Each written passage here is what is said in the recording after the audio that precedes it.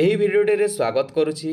ଏହି ଭିଡ଼ିଓରେ ଆମେ ଦେଖିବା ଓଷ୍ଟେଟ୍ ଏକ୍ଜାମ୍ 2023ରେ ହୋଇଥିବା ଓଡ଼ିଆ ବ୍ୟାକରଣ କୋଶ୍ଚିନ୍ ଆମେ ପ୍ରାକ୍ଟିସ୍ କରିବା ଏହି ଭିଡ଼ିଓ ମାଧ୍ୟମରେ। ଯଦି ଆମ ଚ୍ୟାନେଲରେ ନୂଆ ଅଛନ୍ତି ତେବେ ଏବେ ହିଁ ସବସ୍କ୍ରାଇବ୍ କରିନିଅନ୍ତୁ, ଯାହାଦ୍ୱାରା ଆଗକୁ ଆମ ଚ୍ୟାନେଲ ମାଧ୍ୟମରେ ଆପଣ ଯେକୌଣସି ପ୍ରିପାରେସନ୍ କରିଥାନ୍ତି competitive exam, job related exam, teaching exam ଆମ ଚ୍ୟାନେଲ ମାଧ୍ୟମରେ ଆପଣ ପ୍ରିପାରେସନ୍ କରିପାରିବେ। ତ ଚାଲନ୍ତୁ ଫ୍ରେଣ୍ଡସ୍ ଭିଡ଼ିଓଟିକୁ ଷ୍ଟାର୍ଟ କରିବା। ଆଉ ଓଷ୍ଟେଟ୍ ଏକ୍ଜାମ୍ରେ ଆସିଥିବା ଓଡ଼ିଆ ବ୍ୟାକରଣର କୋଶ୍ଚିନ୍ ମାନଙ୍କୁ ପ୍ରାକ୍ଟିସ୍ କରିନେବା। ଦେଖ, ଏହା 2023 ମସିହା ଓଷ୍ଟେଟ୍ ଏକ୍ଜାମ୍ର ଏହା ଓଡ଼ିଆ ବ୍ୟାକରଣର କୋଶ୍ଚିନ୍ ଅଟେ। ତ এই କୋଶ୍ଚିନ୍ ଗୁଡ଼ିକୁ ଦେଖିବା। ଦେଖ, ତ এই କୋଶ୍ଚିନ୍ ଦେଖ, ଫାର୍ଷ୍ଟ କୋଶ୍ଚିନ୍ ଦେଖ, ନିମ୍ନୋକ୍ତ ମଧ୍ୟରୁ କେଉଁ ଶବ୍ଦଟି ଠିକ୍ ଅଛି? ଏଇଥି ମଧ୍ୟରୁ କେଉଁ ଶବ୍ଦଟି ଠିକ୍? ଦେଖ, ଏଇ ଆଶିଷ, ଆଶିଷ କ'ଣ ଠିକ୍ ଅଛି? ନାଇଁ, ଆଶିଷ ଠିକ୍ ନାହିଁ। ଅପଦସ୍ଥ, ଅପଦସ୍ଥ ଦେଖ, ତାପରେ ଅନାୟସ ଦେଖ, ଭୂମିଷ୍ଠ ଦେଖ। ତ ଏଥି ମଧ୍ୟରୁ କେଉଁ ଶବ୍ଦଟି ଠିକ୍ ଅଛି? ଦେଖ, କେଉଁ ଶବ୍ଦଟି ଠିକ୍ ଅଛି ଏଥି ମଧ୍ୟରୁ? ଆଶିଷ, ଅପଦସ୍ଥ, ଅନାୟସ ନା ଭୂମିଷ୍ଠ? ତ ଏଥି ମଧ୍ୟରୁ ଏଇ ଯେଉଁ ଆମେ ଦେଖୁଛି ଅପଦସ୍ଥ, ଅପସନ୍ ବିରେ ଏଇ ଅପଦସ୍ଥ ଶବ୍ଦଟି ଠିକ୍ ଅଛି। ତେଣୁ ଏଠାରେ ରାଇଟ୍ ଆନ୍ସର୍ ହେବ ଅପସନ୍ ବି। ନେକ୍ସଟ କ୍ୱେଶ୍ଚିନ୍ ଦେଖ, ନିମ୍ନୋକ୍ତ ମଧ୍ୟରୁ କେଉଁଟି ଶୁଦ୍ଧ ବାକ୍ୟ ଅଟେ? ଏଥି ମଧ୍ୟରୁ କେଉଁଟି ଶୁଦ୍ଧ ବାକ୍ୟ? ଦେଖ, ଅପସନ୍ ଏ ପୂଜାସ୍ପଦ ଆଜି ଗୋସ୍ପଦ ପୁଷ୍କରା। ବିରେ ଦେଇଛି ଆଲୋ ମଉସା କୋଶ୍ଚିନ୍ ମାର୍କ ଜଡ଼ ପଇସା କମା। ସିରେ ଦେଇଛି ରାଜା ଶିବି ଗୋଟିଏ ଭୀତ କପୋତଟିକୁ ଅଭୟ ଦେଲେ। ଡିରେ ଦେଇଛି ଜଲନ୍ତା ନିଆଁରେ କୁଟା ପକାଅ ନାହିଁ।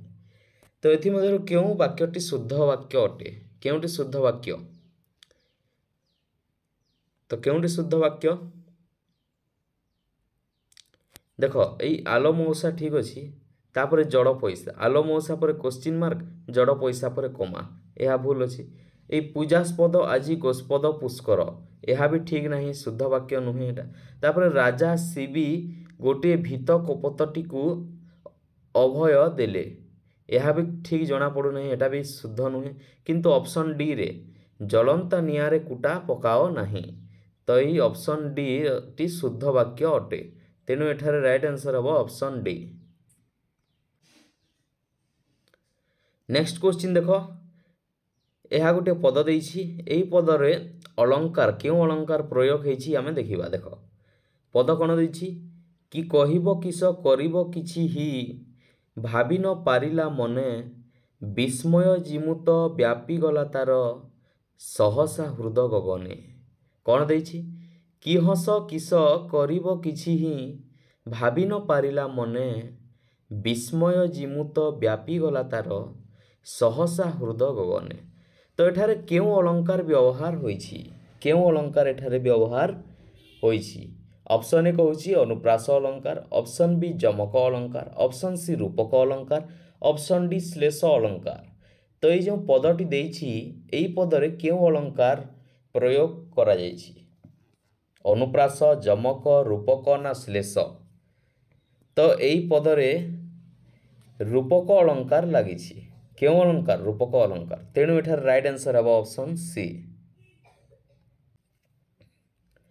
ନେକ୍ସଟ କ୍ୱେଶ୍ଚିନ୍ ଦେଖ, ଏହି ପଦରେ କେଉଁ ଅଳଙ୍କାର ରହିଅଛି? ଏହି ପଦରେ କେଉଁ ଅଳଙ୍କାର ଅଛି? ଦେଖ, କ'ଣ ଦେଇଛି? ପାଣି ଗ୍ରହଣରୁ ବୁଝିଅଛୁ କାଲି, ସ୍ୱଭାବେ ତୁମ୍ଭେ ଉଦାର, ବାହୁଲ୍ୟ ମୋର କହୁଅଛୁ ଆମ୍ଭେ, ମୁନି କନ୍ୟା ହେଉ ଦାର। କ'ଣ ଏହି ପଦ ଦେଇଛି? ପାଣି ଗ୍ରହଣରୁ ବୁଝିଅଛୁ କାଲି, ସ୍ୱଭାବେ ତୁମେ ଉଦାର, ବାହୁଲ୍ୟ ମାତର କହୁଅଛୁ ଆମ୍ଭେ, ମୁନି କନ୍ୟା ହେଉ ଦାର। ତ ଏହି ପଦରେ କେଉଁ ଅଳଙ୍କାର ଲାଗିଛି? ଅପସନ୍ ଏ କହୁଛି ରୂପକ ଅଳଙ୍କାର, ଅପସନ୍ ବି ଅନୁପ୍ରାସ ଅଳଙ୍କାର, ଅପସନ୍ ସି ଉତ୍ପ୍ରେକ୍ଷା, ଅପସନ୍ ଡି ଶ୍ଲେଷ। ତ ଏଇଠାରେ କେଉଁ ଅଳଙ୍କାର ଲାଗିଛି? ତ ଏଇ ପଦରେ ଶ୍ଲେଷ ଅଳଙ୍କାର ଲାଗିଛି। ତ ଏଠାରେ right answer option D. Next question, ଚିର ସୁନ୍ଦର, ଏହି ସମସ୍ତ ପଦ କେଉଁ ସମାସର ନିୟମରେ ଗଠିତ? ଚିର ସୁନ୍ଦର, ଏହି ସମସ୍ତ ପଦଟି କେଉଁ ସମାସର ନିୟମରେ ଗଠିତ ହୋଇଛି? ଅପସନ୍ ଏ ତତ୍ପୁରୁଷ ସମାସ, ଅପସନ୍ ବି କର୍ମଧାରୟ ସମାସ, ଅପସନ୍ ସି ଅବ୍ୟୟୀ ଭାବ ସମାସ, ଅପସନ୍ ଡି ଦ୍ୱିଗୁ ସମାସ। କ'ଣ ହେବ? ଚିର ସୁନ୍ଦର ଏହି ସମସ୍ତ ପଦ କେଉଁ ସମାସର ନିୟମରେ ଗଠିତ? ତତ୍ପୁରୁଷ ସମାସର ନିୟମରେ ଗଠିତ ଚିର ସୁନ୍ଦର। ନେକ୍ସଟ କ୍ୱେଶ୍ଚିନ୍ ଦେଖ, ମରାମତ ହୋଇ ନାହିଁ ଯାହା ଏହି ବ୍ୟାସ ବାକ୍ୟର ସମାସ ନିଷ୍ପନ୍ନ ପଦ କ'ଣ ହେବ? ମରାମତ ହୋଇ ନାହିଁ ଯାହା ଏହି ବ୍ୟାସ ବାକ୍ୟର ସମାସ ନିଷ୍ପନ୍ନ ପଦ କେଉଁଟି? ଅପସନ୍ ଏ ଅସଜଡ଼ା, ଅପସନ୍ ବି ବେମରାମତ, ଅପସନ୍ ସି ନ ମରାମତ, ଅପସନ୍ ଡି ଅମରାମତ। ମରାମତ ହୋଇ ନାହିଁ ଯାହା ଏହି ବ୍ୟାସ ବାକ୍ୟର ସମାସ ନିଷ୍ପନ୍ନ ପଦ କ'ଣ ହେବ? ଅସଜଡ଼ା, ବେମରାମତ, ନ ମରାମତ ନା ଅମରାମତ? ତ ଏହାର ସମାସ ନିଷ୍ପନ୍ନ ପଦ ହେବ ବେମରାମତ। ଅପସନ୍ ବି ଏଠାରେ ରାଇଟ୍ ଆନ୍ସର। ଏହାପରେ 7 ରୁ 11 କ୍ୱେଶ୍ଚିନ୍ 7 ରୁ 11 କ୍ୱେଶ୍ଚିନ୍ ପ୍ୟାସେଜ୍ ଦେଇଛି 5 ମାର୍କର କ୍ୱେଶ୍ଚିନ୍। ତ ମୁଁ ପ୍ୟାସେଜ୍କୁ ଛାଡ଼ି ଦେଇଛି। ତାପରେ ଦେଖ ପୁଣି କ୍ୱେଶ୍ଚିନ୍ ଦେଖ, ଯେ ସତ କହେ ସେ ନିର୍ଭୀକ ଅଟେ ପ୍ରଦତ୍ତ ବାକ୍ୟଟି କେଉଁ ପ୍ରକାର ବାକ୍ୟ? ଏହି ପ୍ରଦତ୍ତ ବାକ୍ୟଟି କେଉଁ ପ୍ରକାର ବାକ୍ୟ? ସରଳ ବାକ୍ୟ, ମିଶ୍ର ବାକ୍ୟ, ଯୌଗିକ ବାକ୍ୟ ନା ଜଟିଳ ବାକ୍ୟ? ଯେ ସତ କହେ ସେ ନିର୍ଭୀକ ଅଟେ। ଦେଖ ଏଠାରେ ଗୋଟିଏ ଆଉ ଗୋଟିଏକୁ ଅପେକ୍ଷା କରୁଛି। ଯେ ସତ କହେ ସେ ନିର୍ଭୀକ ଅଟେ। ତ ଏହା ଗୋଟିଏ ବାକ୍ୟ ଆଉ ଗୋଟିଏ ବାକ୍ୟକୁ ଗୋଟିଏ ଆଉ ଗୋଟିଏକୁ ଅପେକ୍ଷା କରୁଛି। ତେଣୁ ଏଠାରେ ଏହି ବାକ୍ୟଟି ହେବ ଜଟିଳ ବାକ୍ୟ। କେଉଁ ବାକ୍ୟ? ଜଟିଳ ବାକ୍ୟ। ତେଣୁ ରାଇଟ୍ ଆନ୍ସର ହେବ ଅପସନ୍ ଡି। ନେକ୍ସଟ କ୍ୱେଶ୍ଚିନ୍ ଦେଖ, ଶ୍ରୀମାନ ଏହି ପଦରେ ଥିବା ନ ର ଅଣ ହେଲା ନାହିଁ କାହିଁକି? ଦେଖ ଏଇ ଶ୍ରୀମାନରେ ଯେଉଁ ନ ଅଛି, ନ ତଲେ ହଲନ୍ଦ, ଏହା ଅଣ ତଲେ ହଲନ୍ଦ, ଏହା ହେଲା ନାହିଁ କାହିଁକି କହିଛି? ଅପସନ୍ ଏ ପଦ ମଧ୍ୟରେ ର ତଲେ ହଲାନ୍ଦ ନଥିବାରୁ, ଅପସନ୍ ବି ପଦ ମଧ୍ୟରେ ମୁଦ୍ନିଶ ନଥିବାରୁ, ଅପସନ୍ ସି ନ ପଦାନ୍ତରେ ଥିବାରୁ, ଅପସନ୍ ଡି ଆ ପରେ ଥିବାରୁ। ଏଇ ଶ୍ରୀମାନରେ ଯେଉଁ ଲାଷ୍ଟରେ ନ ତଲେ ହଲନ୍ଦ ହୋଇକି ଅଛି ନ, ଏହା ଅଣ ତଲେ ହଲନ୍ଦ ହୋଇକି କାହିଁକି ନାହିଁ? ପଦ ମଧ୍ୟରେ ର ହଲନ୍ଦ ନଥିବାରୁ, ଅପସନ୍ ବି ପଦ ମଧ୍ୟରେ ସ ତଲେ ହଲନ୍ଦ ନଥିବାରୁ, ଅପସନ୍ ସି ନ ହଲନ୍ଦ ପଦାନ୍ତରେ ଥିବାରୁ, ଅପସନ୍ ଡି ଆ ପରେ ଥିବାରୁ। ତାହାର ରାଇଟ୍ ଆନ୍ସର ହେବ ନ ପଦାନ୍ତରେ ଥିବାରୁ। ପଦର ଅନ୍ତରେ ଥିବାରୁ ନ ସ୍ଥାନରେ ଅଣ ହେଲା ନାହିଁ। ତେଣୁ ଏଠାରେ right answer option C. Next question ଦେଖ, ତୋ ଲାଗି ଗୋପଦାଣ୍ଡ ମନା। ଏଠାରେ ତୋ ରେଖାଙ୍କିତ ପଦର ବିଭକ୍ତି ନିର୍ଣ୍ଣୟ କର। ତୋ ରେଖାଙ୍କିତ ପଦର ବିଭକ୍ତି କ'ଣ? ଅପସନ୍ ଏ ଷଷ୍ଠୀ, ଅପସନ୍ ବି ଦ୍ୱିତୀୟା, ଅପସନ୍ ସି ଚତୁର୍ଥୀ, ଅପସନ୍ ଡି ପଞ୍ଚମୀ। ଏଠାରେ ତୋ ଲାଗି ଗୋପଦାଣ୍ଡ ମନା, ଏଇଠାର ତୋ ରେଖାଙ୍କିତ ପଦର ବିଭକ୍ତି କ'ଣ ହେବ? ତ ଏଠାରେ ଏହାର ତୋର ବିଭକ୍ତି ହେବ ଚତୁର୍ଥୀ। ସେପରି ଚତୁର୍ଥୀ ବିଭକ୍ତି କେଉଁ କାରକ ଅଟେ? ତ ଚତୁର୍ଥୀ ବିଭକ୍ତି ସମ୍ପ୍ରଦାନ କାରକ ଅଟେ। ପ୍ରଥମା ବିଭକ୍ତି କର୍ତ୍ତା କାରକ, ଦ୍ୱିତୀୟ ବିଭକ୍ତି କର୍ମକାରକ, ତୃତୀୟ ବିଭକ୍ତି କରଣ, ଚତୁର୍ଥୀ ବିଭକ୍ତି ସମ୍ପ୍ରଦାନ, ପଞ୍ଚମୀ ବିଭକ୍ତି ଅପାଦାନ, ଷଷ୍ଠୀ ବିଭକ୍ତି କାରକ ନୁହେଁ, ତାହା ସମ୍ବନ୍ଧ ପଦ ଅଟେ, ଆଉ ସପ୍ତମୀ ବିଭକ୍ତି ଅଧିକରଣ କାରକ। ତ ଏଠାରେ ତୋ ଏହା ଚତୁର୍ଥୀ ବିଭକ୍ତି ଅଟେ। ନେକ୍ସଟ କ୍ୱେଶ୍ଚିନ୍ ଦେଖ, ଏହା ଖେଲୁଆଲ ଏହାର ଗଠନ କିପରି ହୋଇଛି? ଖେଲୁଆଲ ଏହି ଶବ୍ଦଟି କିପରି ଗଠନ ହୋଇଛି? ଅପସନ୍ ଏ ଖେଲ ଯୋଗ ଉଆଲ, ଅପସନ୍ ବି ଖେଲ ଯୋଗ ଉଆଲ, ଅପସନ୍ ସି ଖେଲୁ ଯୋଗ ଆଲ, ଅପସନ୍ ଡି ଖେଲ ଯୋଗ ଆଲ। ଖେଲୁଆଲ ଏହି ଶବ୍ଦଟି କିପରି ଗଠନ ହୋଇଛି? ତ କିପରି? ଖେଲ ଯୋଗ ଉଆଲ, ଖେଲୁଆଲ। ଅପସନ୍ ଏ ଏଠାରେ ରାଇଟ୍ ଆନ୍ସର। ଖେଲୁଆଲ ଶବ୍ଦଟି ଖେଲ ଯୋଗ ଉଆଲ ଏହିପରି ଗଠନ ହୋଇଛି ଖେଲୁଆଲ ଶବ୍ଦଟି। ତେଣୁ ଏଠାରେ ରାଇଟ୍ ଆନ୍ସର ଅପସନ୍ ଏ।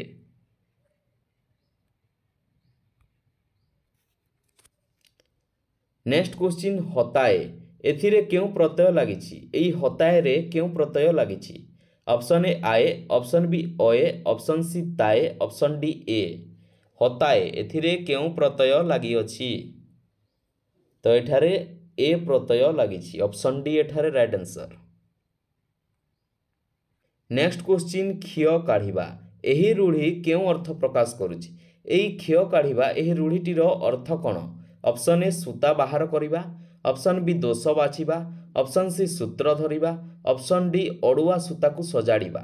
କ୍ଷୟ କାଢ଼ିବା ଏହି ରୂଢ଼ି କେଉଁ ଅର୍ଥ ପ୍ରକାଶ କରୁଛି?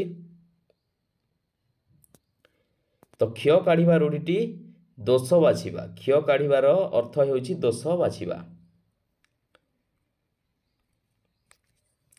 नेक्स्ट क्वेश्चन देख, उत्कलमणि गोपबंधु बन्या पीड़ितंकु सेवा करी सारा ओडिशा रे सुनाम अर्जन करथिले। एही वाक्य रे केउ रूढ़ी प्रयोग करा जाय परिबो? देख, उत्कलमणि गोपबंधु बन्या पीड़ितंक सेवा करी सारा ओडिशा रे सुनाम अर्जन करथिले। उत्कलमणि गोपबंधु कौन करथिले? बन्या रे पीड़ित थिबा लोकमानंको सेवा करिकी से सुनाम अर्जन करथिले ओडिशा रे। तो एई सुनाम अर्जन करथिले, एहाकु गोटे रूढ़ी रे जदि आमे प्रयोग करिबा तो एहा कौन हेबो? ऑप्शन ए ना पकेइबा, ऑप्शन बी ना धरिबा, ऑप्शन सी ना करिबा, ऑप्शन डी ना बुड़ेइबा। तो कौन हेबो यार राइट आंसर? तो यार राइट आंसर हेबो ऑप्शन सी ना करिबा।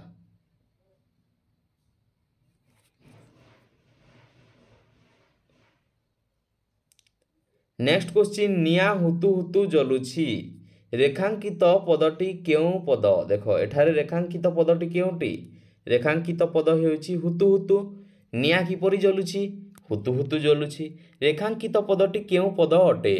ऑप्शन ए सर्वनाम, ऑप्शन बी क्रिया, ऑप्शन सी विशेषण, ऑप्शन डी विशेष्य।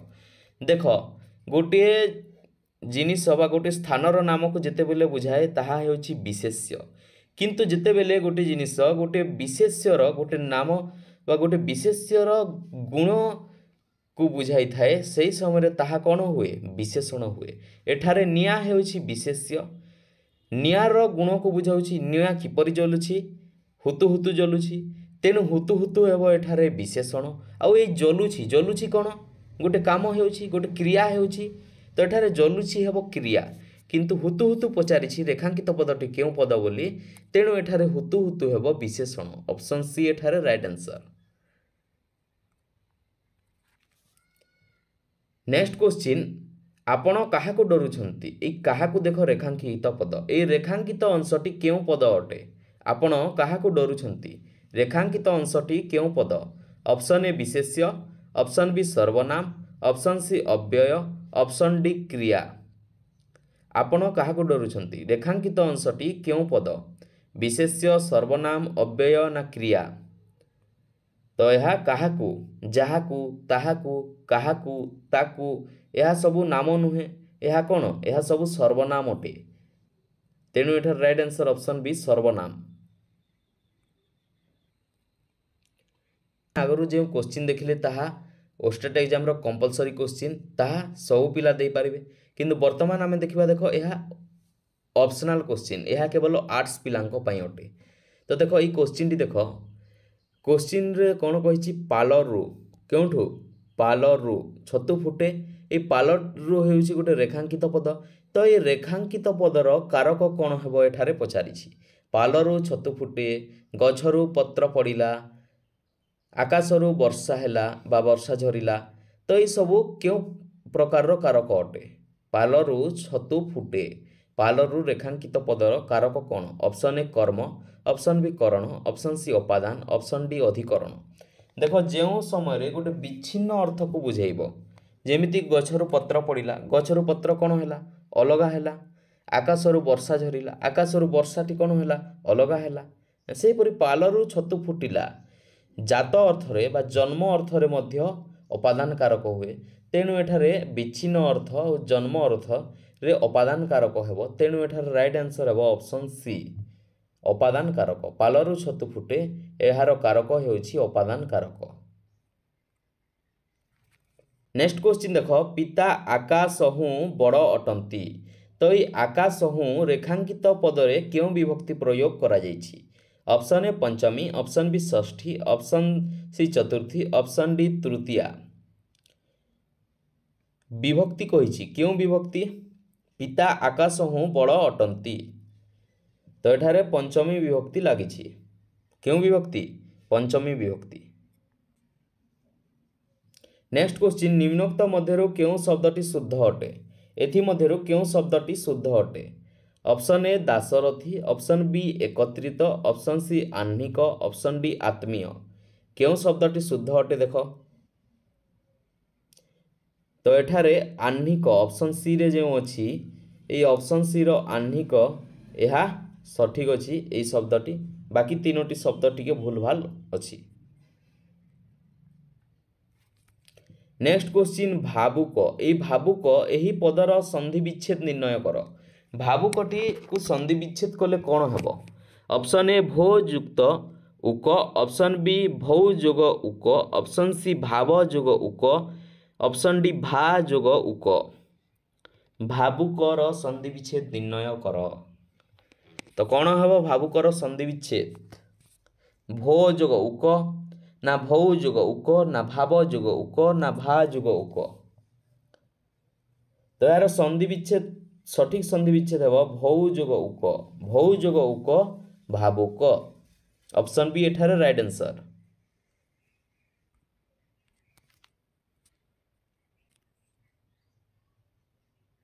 नेक्स्ट क्वेश्चन अग्रे सही नदी बहु अच्छी रंगे ए रंग निरखी तरंग भ्रुभंगे। देख यह गोटे पद देछि एही पदरे केउ अलंकार प्रयोग करा जाइछि बाछिबा। देख अग्रे सही नदी बहु अच्छी रंगे ए रंग निरेखी तरंग भ्रुभंगे एही पदरे केउ अलंकार प्रयोग करा जाइछि। ऑप्शन ए अनुप्रास अलंकार, ऑप्शन बी रूपक अलंकार, ऑप्शन सी व्यतिरेक अलंकार, ऑप्शन डी उपमा अलंकार। एही पदरे केउ अलंकार प्रयोग करा जाइछि? तो यार राइट आंसर हबो ऑप्शन ए अनुप्रास अलंकार। एही पदरे अनुप्रास अलंकार प्रयोग करा जाइछि।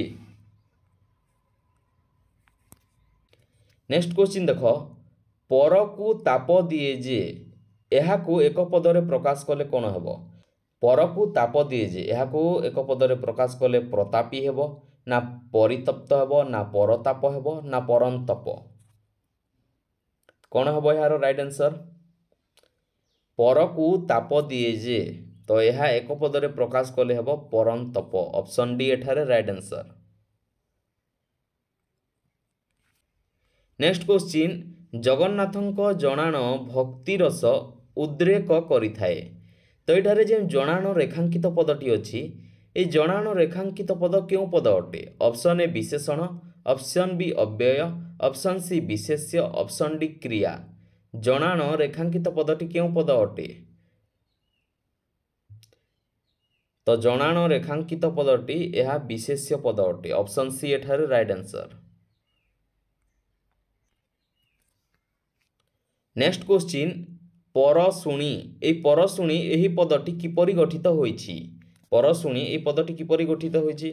ऑप्शन ए परस जोग उणी, ऑप्शन बी पर जोग शुणी, ऑप्शन सी पर जोग उशुणी, ऑप्शन डी परस जोग उणी। परशुणी एही पदटी किपरि गठित होइछि? तो ए पदटी ऑप्शन डी देखो परस जोग उणी एही परशुणी एही परि गठित होइछि एही पदटी। नेक्स्ट क्वेश्चन कंचा मिछ यह क्यों समास निष्पन्न पद? कंचा मिछ क्यों समास निष्पन्न पद? ऑप्शन ए बहुव्रीहि, ऑप्शन बी द्वंद्व, ऑप्शन सी तत्पुरुष, ऑप्शन डी कर्मधारय। कंचा मिछ यह क्यों समास निष्पन्न पद अटे? तो कंचा मिछ यह कर्मधारय समास निष्पन्न पद अटे। तेणु एठार राइट आंसर ऑप्शन डी।